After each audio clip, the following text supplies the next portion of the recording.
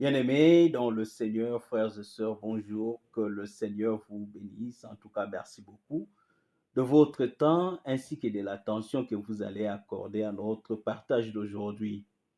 Il y a quelques jours passés, nous avions promis de commencer une série de messages sur le royaume de Dieu. Le but, c'est que les enfants de Dieu puissent arriver à faire la distinction entre l'Église et ce royaume. En effet, le royaume de Dieu est plus grand et plus important que l'Église. La Bible nous dit, quand nous sommes sauvés par la grâce de Dieu au moyen de notre foi en Jésus-Christ, c'est Dieu qui nous prend et il nous place dans l'Église. L'Église, c'est le corps du Christ. C'est l'ensemble de ceux-là qui sont sauvés par la grâce au moyen de leur foi en Jésus-Christ. Mais pourquoi Dieu nous place dans l'Église? Bien-aimés dans le Seigneur, l'Église est comme cette plateforme dans laquelle nous trouvons l'occasion d'exercer notre foi et aussi les dons que Jésus-Christ nous a donnés. Souvenez-vous, il est écrit dans Corinthiens que le Saint-Esprit a distribué des dons à nous, les enfants de Dieu. Chacun de nous a reçu de la part de Dieu un don. Et nous tous, nous sommes appelés à mettre nos dons au profit de ces corps mystiques que nous appelons l'Église ou encore le corps de Christ. Mais ce qui est important quand nous nous rassemblons dans ces corps de Christ, c'est le message qui doit être prêché. Parce que le message de l'Église est censé préparer maintenant les enfants de Dieu qui sont sauvés à vivre selon le royaume. En d'autres termes, le royaume, j'aimerais le dire et le répéter, est plus grand que l'Église. L'Église prépare les enfants de Dieu à vivre en conformité avec les principes et les règles du royaume. Dans Romains chapitre 12, Paul nous dit par le Saint-Esprit de ne pas nous conformer au siècle présent, mais nous devons plutôt être transformés par les renouvellements de notre pensée. Et la pensée des enfants de Dieu est renouvelée par le message. Le message qu'on prêche renouvelle notre pensée afin que nous soyons capables de comprendre quelle est la volonté de Dieu, qu'est-ce qui est bien, qu'est-ce qui est parfait à faire. Donc l'Église a cette responsabilité de nous communiquer la pensée de Dieu afin que nous devenions capables de vivre selon le principe du royaume. Bien-aimés dans le Seigneur, il y a beaucoup de gens qui sont dans l'Église, faisant beaucoup d'activités. Ils chantent, ils dansent, ils crient, ils prophétisent, ils parlent en langue et ils font beaucoup d'autres activités, mais qui sont malheureusement en dehors du royaume par la manière de vie qu'ils sont en train de produire. Alors que l'objectif de l'Église, c'est de nous aider à vivre comme les enfants du royaume. Les principes qui gouvernent ce monde sont les principes du malin. Voilà pourquoi il nous est demandé de ne pas nous conformer à ces principes, mais nous devons nous conformer aux principes du royaume de Dieu. Voilà pourquoi la Bible nous dit que nous sommes dans le monde, mais nous ne sommes pas de ce monde. Et parce que nous ne sommes pas de ce monde, nous ne devons pas suivre les principes qui gouvernent le monde, mais nous devons plutôt vivre selon les principes ainsi que les règles qui gouvernent le royaume de Dieu. Voilà pourquoi le royaume est très important. Pour commencer ce message, bien-aimé dans le Seigneur, j'aimerais nous lire ce que Jésus-Christ avait dit dans Luc chapitre 16, le verset 16. Je vous prie, frères et sœurs, d'écrire quelque part ces passages pour que vous puissiez vous donner le temps de lire et de méditer ces passages parce qu'ils sont très importants pour notre foi. Jésus-Christ, dans Luc chapitre 16, le verset 16, il dit, la loi et les prophètes ont subsisté jusqu'à Jean. Depuis lors, le royaume de Dieu est annoncé et chacun use de violence pour y entrer. Quand Jésus-Christ dit la loi et les prophètes ont subsisté jusqu'à Jean, cela veut dire que jusqu'à Jean, la loi et les prophètes prennent fin. Et il y a une nouvelle ère qui commence. Il y a un nouveau temps qui commence. Et ce temps commence avec l'annonce du royaume. Donc le message aujourd'hui, c'est le message du royaume que l'Église a besoin. Parce que Jésus-Christ est clair. Et ici, j'aimerais ouvrir une parenthèse, frères et sœurs, pour nous faire comprendre que l'expression la loi et les prophètes n'est autre que la Torah. C'est-à-dire que quand on parle de la loi et des prophètes, on parle de la Torah ou encore la première subdivision de la Bible. C'est ça la référence de la loi et les prophètes. Mais parce que l'annonce du royaume commence après Jean, on peut se poser la question, quel était le message avant Jean? Quel était le message dans la loi et les prophètes? Eh bien, frères et sœurs, il n'y avait qu'un seul message. C'était le message d'annoncer Christ. Dans l'Ancienne Alliance, quand vous lisez la première subdivision de la Bible, n'inventez pas des choses. Ne soyez pas distraits avec beaucoup de messages que les gens vous amènent, oh, tel prophète. Beaucoup de messages, c'est bien, ça attire les gens, ça séduit aussi beaucoup de gens, mais nous devons faire très attention. L'Église doit s'attacher à l'essentiel.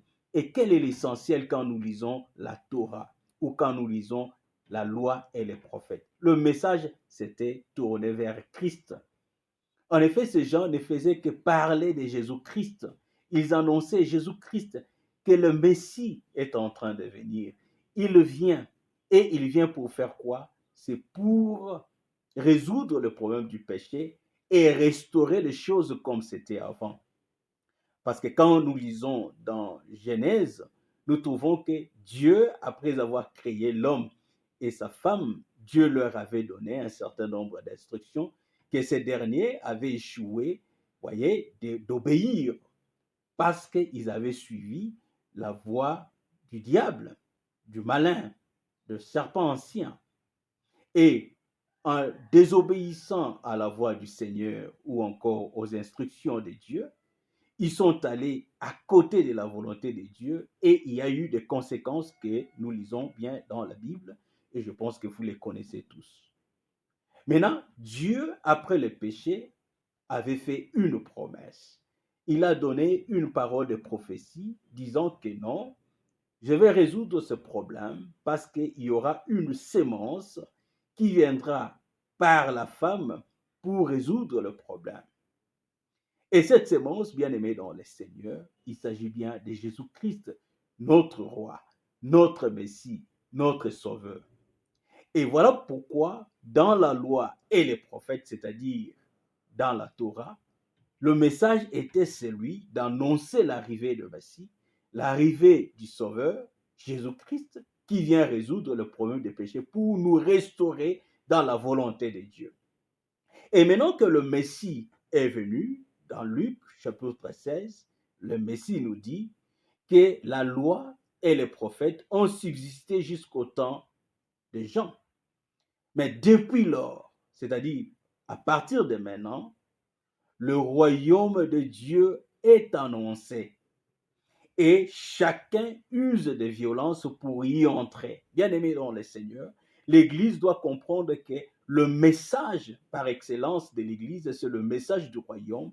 Et quand nous sommes dans l'Église, c'est pour que nous puissions user de notre violence pour faire partie du royaume. Et ça, c'est très important. Voilà pourquoi les enfants de Dieu doivent comprendre maintenant c'est quoi le royaume. J'aimerais encore enrichir ce que je disais à propos de Jésus-Christ pour nous démontrer davantage que tout le message de l'Ancien Testament ou de la première subdivision de la Bible ne concernait que Jésus-Christ. Quand vous lisez avec moi dans Jean chapitre 1, le verset 45, la Bible nous dit, Philippe rencontra Nathanaël et lui dit, qu'est-ce que Philippe avait dit à Nathanaël? Il dit, nous avons trouvé celui de qui Moïse a écrit dans la loi et dont les prophètes ont parlé. Jésus de Nazareth, fils de Joseph. Vous comprenez, frères et sœurs, Moïse dans la loi, c'est-à-dire on fait référence aux écrits de Moïse, les Pentateuques, les 5 livres de Moïse, Genèse, Exode, Lévitique, Deutéronome et Nombre. Ces 5 livres, c'est ça la loi. Quand on parle de la loi, on voit Moïse. Et quand on parle des prophètes, on voit tous les gens qui sont venus après. Leur message était d'annoncer l'arrivée du Messie, l'arrivée de Jésus-Christ. Et c'est pour cela, Philippe, quand il va rencontrer Nathanaël, il dit à Nathanaël, nous avons trouvé celui, voyez, de qui Moïse a écrit. Tout ce que Moïse a écrit, ça concernait Jésus-Christ et dont les prophètes ont parlé. C'est-à-dire, tous les prophètes n'ont parlé que de Jésus-Christ.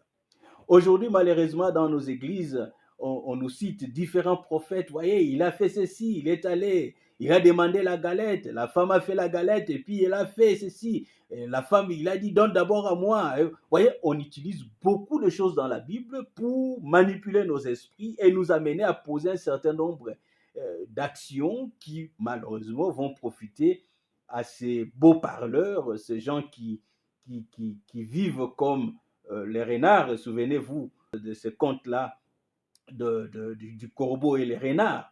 Voyez, ils sont là en train de flatter les enfants de Dieu, utilisant certains passages de la Bible pour embrouiller leurs esprits, pour manipuler leurs esprits. Au finish, c'est pour que ces gens puissent leur donner. Alors, pour réussir dans cette activité, il faut évoquer certaines histoires ou je ne sais pas moi, expériences de l'Ancien Testament pour amener les gens ou stimuler les gens à poser des actes qui vont bien sûr leur profiter. Mais c'est que tu dois retenir, mon frère et ma soeur, en lisant l'Ancien Testament, en lisant la Torah ou encore en lisant la loi et les prophètes, c'est-à-dire que la première subdivision de la Bible, il n'y a qu'un seul message, c'était l'annonce du Messie.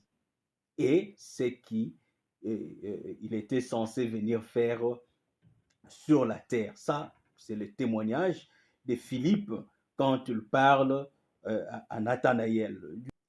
Allons maintenant, frères et sœurs, dans Luc chapitre 24, nous allons lire le verset 27. Dans Luc 24, le verset 27, il s'agit des disciples d'Emmaüs. Vous savez, après la mort de Jésus-Christ, après sa crucifixion, on nous parle de ces disciples qui étaient déçus, vraiment abattus, parce qu'ils attendaient de Jésus-Christ beaucoup de choses.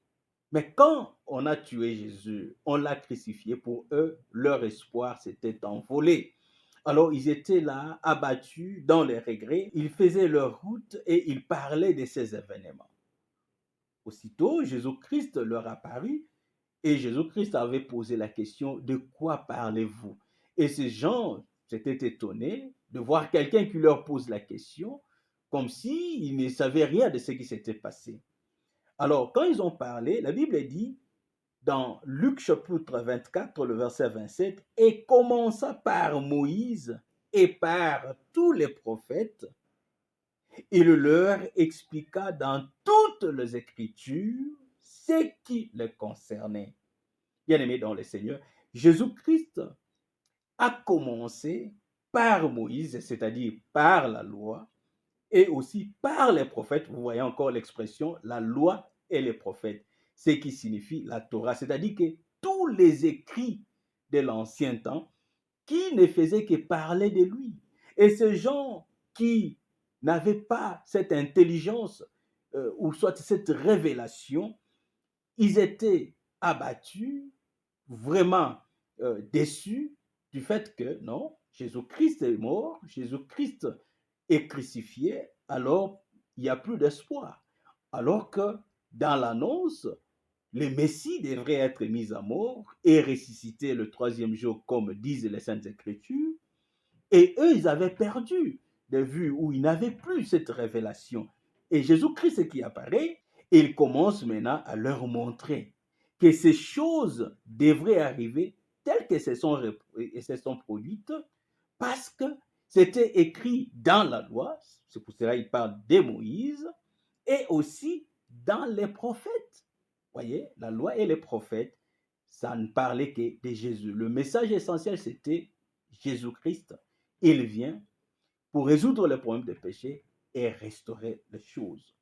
J'aimerais que nous lisions aussi, avant de terminer cette première partie de notre série de messages sur le royaume, dans Matthieu chapitre 17, le verset 1 jusqu'à 8. Matthieu chapitre 17, nous allons lire le verset 1 jusqu'au verset 8. La Bible nous dit ceci: 6 jours après, Jésus prit avec lui Pierre, Jacques et Jean, son frère, et il les conduisit à l'écart sur une haute montagne. Il fut transfiguré devant eux, son visage resplendit comme le soleil et ses vêtements d'un vert blanc comme la lumière. Et voici Moïse et Élie leur apparurent, s'entretenant avec lui. Moïse et Élie apparurent et ils s'entretenaient avec Jésus-Christ. Pierre, prenant la parole, dit à Jésus: Seigneur, il est bon que nous soyons ici. Si tu le veux, je dresserai ici 3 tentes, une pour toi, une pour Moïse et une pour Élie. Comme il parlait encore, une nuée lumineuse les couvrit. Et voici, une voix fit entendre de la nuée ces paroles: Celui-ci est mon fils bien-aimé, en qui j'ai mis toute mon affection. Écoutez-le. Le verset 6, lorsqu'ils entendirent cette voix, les disciples tombèrent sur leurs faces et furent saisis d'une grande frayeur. Le verset 7, mais Jésus s'approchant, les toucha et dit: Levez-vous, n'ayez pas peur. Ils levèrent les yeux et ne virent que Jésus seul. Bien-aimés dans le Seigneur, vous connaissez l'histoire de la transfiguration. Mais qu'est-ce qui s'était passé dans cette grande vision? Jésus-Christ qui a pris ses 3 disciples, il va avec eux à la montagne et là, il fut transfiguré et du coup, les disciples ont vu Moïse qui apparaît et Élie. Vous le savez bien, Moïse représente la loi et Élie représente les prophètes. En d'autres termes, il y avait là la loi et les prophètes, la Torah. C'était ce que Jésus-Christ a dit dans Luc chapitre 16, le verset 16, que la loi et les prophètes ont subsisté jusqu'au temps de Jean. Mais depuis lors, le royaume de Dieu est annoncé. Et chacun use de sa violence pour y entrer. Et c'était ici l'accomplissement de ce que Jésus-Christ avait dit dans Luc chapitre 16, le verset 16. Là, nous avons la loi et les prophètes. Parce que leur temps était arrivé pour céder les bâtons à Jésus-Christ, bien-aimé dans le Seigneur. Quand les disciples ont vu cette grande vision, Pierre, prenant la parole, dit: non, il est merveilleux, nous devons rester ici. Seigneur Jésus, si tu permets, je peux dresser ici 3 tentes. Je vais dresser une tente pour Moïse, l'autre pour toi et l'autre pour Élie. En d'autres termes, sans révélation, Pierre voulait que ces gens continuent à exister. Moïse continue à exister et que Élie aussi puisse continuer à exister. Et du coup, la Bible dit, il y a eu une nuée qui les couvrit. Et après cette nuée, ils n'ont vu plus personne que Jésus-Christ, car Moïse avait disparu, Élie avait disparu, la loi et les prophètes avaient disparu. Et une voix s'est fait entendre du haut du ciel pour dire: Celui-ci est mon fils bien-aimé, en qui j'ai mis toute ma confiance. Écoutez-les. Bien-aimés dans le Seigneur. Ce n'est plus le temps d'écouter tel prophète, tel, je ne sais pas moi, archibishop, je ne sais pas moi qui. Comme malheureusement dans beaucoup d'églises aujourd'hui, on veut élever les prophètes. Il y a des prophètes aujourd'hui qui se donnent des superlatifs. Archibishop, grand prophète, Mejawan, beaucoup de superlatifs. Et l'Église, malheureusement, élève ces gens. Mais ici, le Dieu du ciel, il dit aux disciples, ce n'est plus Moïse, ce n'est plus Élie. Celui-ci, c'est mon fils bien-aimé, en qui j'ai mis toute ma confiance. Écoutez-les. L'Église, nous devons écouter Jésus-Christ. Et Jésus-Christ lui-même nous dit non. Après la loi et les prophètes, il y a un nouveau temps qui commence. C'est le temps du royaume. Le royaume doit être annoncé. Et les gens qui écoutent le message du royaume, ils vont user de leur violence pour entrer dans le royaume. C'est-à-dire pour vivre en conformité avec les principes du royaume. Bien-aimés dans le Seigneur, ce n'était que le message d'introduction. Et nous allons continuer avec une autre vidéo pour maintenant montrer aux enfants de Dieu c'est quoi le royaume et comment est-ce que nous devons vivre dans le royaume. C'est bien d'être dans l'Église, mais ne nous laissons pas distraits par nos multiples activités de l'Église. Faisons un effort de comprendre le royaume et de vivre selon ses principes. Que le Seigneur vous bénisse. Shalom.